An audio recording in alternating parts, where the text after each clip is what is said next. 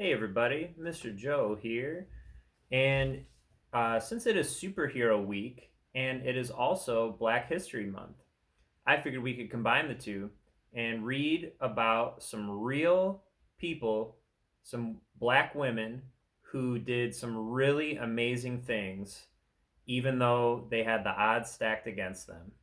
The first one we're going to read about is quite famous. Her name is Harriet Tubman. She was born in 1820 in Dorchester County, Maryland, and she died March 10th, 1913 in Auburn, New York.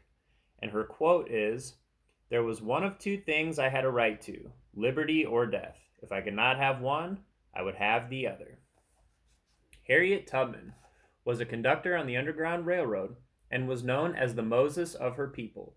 She developed visionary leadership skills while enslaved with her parents on a Maryland plantation. Originally named Araminta Minty Ross, she took the name Harriet in honor of her mother, Tubman, when she married. She freed herself on September 17, 1849, when she was roughly 29 years old. Harriet's journey to freedom was arduous. In spite of her small size and sickly nature, she was hired out to work for other households at age 5. Later, she had to set traps for muskrats, do farm work, and haul logs along a river. Following a severe head injury, Arnaminta began to have seizures, which caused premonitions that God was speaking to her. These visions strengthened her resolve to be free.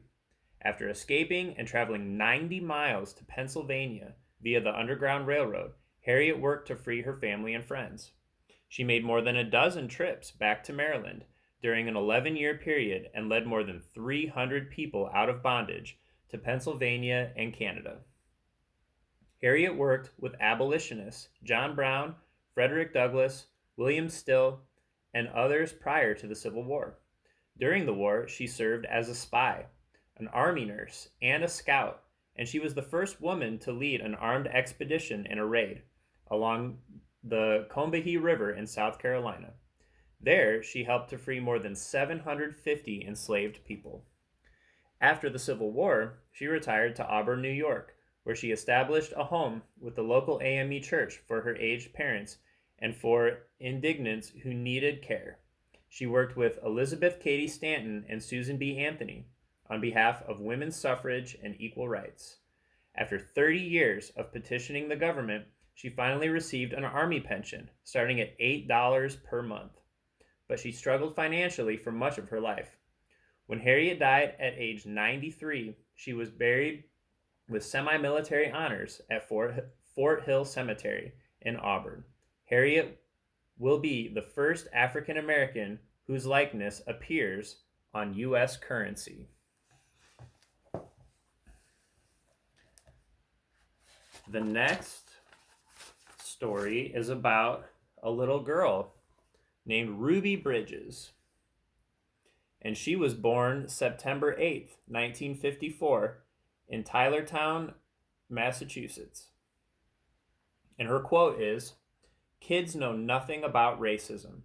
They're taught that by adults." When Ruby Bridges walked up the steps of William Frantz Elementary School on her first day of school, she had to pass through a mob of protesting, screaming adults. It was November 14th, 1960, and these hateful whites didn't want a 6-year-old black child attending school with their children. To protect her, 4 United States Marshals escorted Ruby to class. Legendary artist Norman Rockwell commemorated Ruby's experience in his famous painting, "The Problem We All Live With." That image, however, did not capture the full scale of the trauma Ruby experienced. Ruby was born into a loving family of poor sharecroppers who had moved to New Orleans, determined to make a better life for their children. When Ruby became the first child to desegregate a formerly all-white school in the South, her father lost his job and her grandparents were evicted from their farm. But Ruby was courageous and undaunted. She attended school every day, even though she was the only student in her class and wasn't allowed to play with the white students at recess.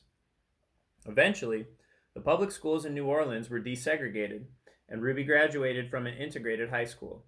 She studied travel and tourism and became a travel agent.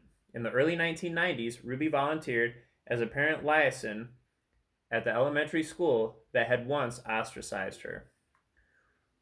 Ruby, now Ruby Bridges Hall, and the mother of 4 adult sons, still lives in New Orleans, where she chairs the Ruby Bridges Foundation, formed in 1999 to promote the values of tolerance, respect, and appreciation of all differences. In 2001, President Bill Clinton awarded her the Presidential Citizens Medal. Her inspiring life was documented in the children's book, The Story of Ruby Bridges, and in the Disney TV movie of the same name. Ruby told her own story in the children's book Through My Eyes. In her adult life, Ruby continues to demonstrate the courage and commitment that helped her integrate the public schools in New Orleans. We're going to read one more.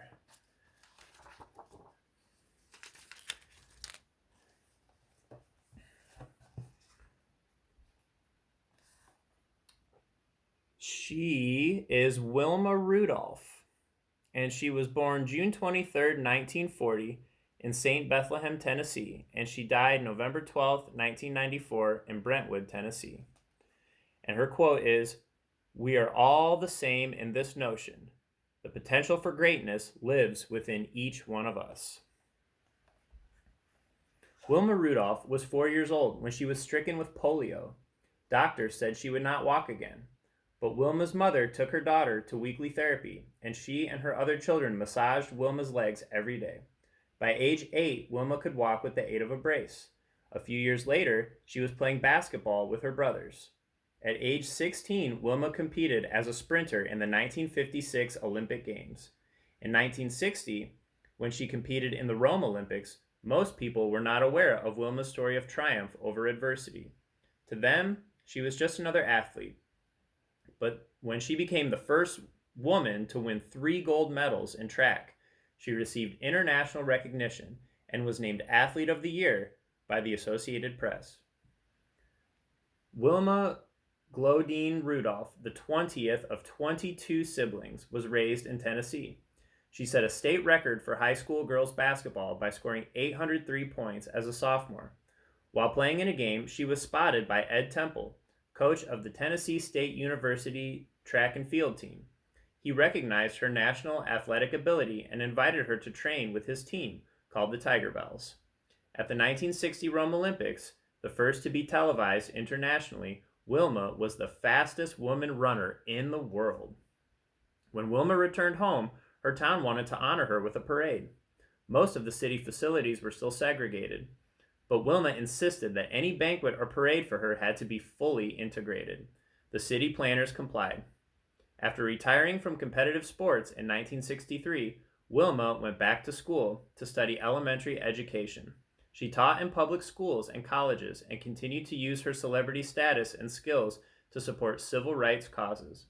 She coached and mentored young women and athletes of color and established the Wilma Rudolph Foundation in Indianapolis, a community-based amateur sports program that she considered her greatest success. Some real superheroes there. Thanks for listening, everybody. Have a great day.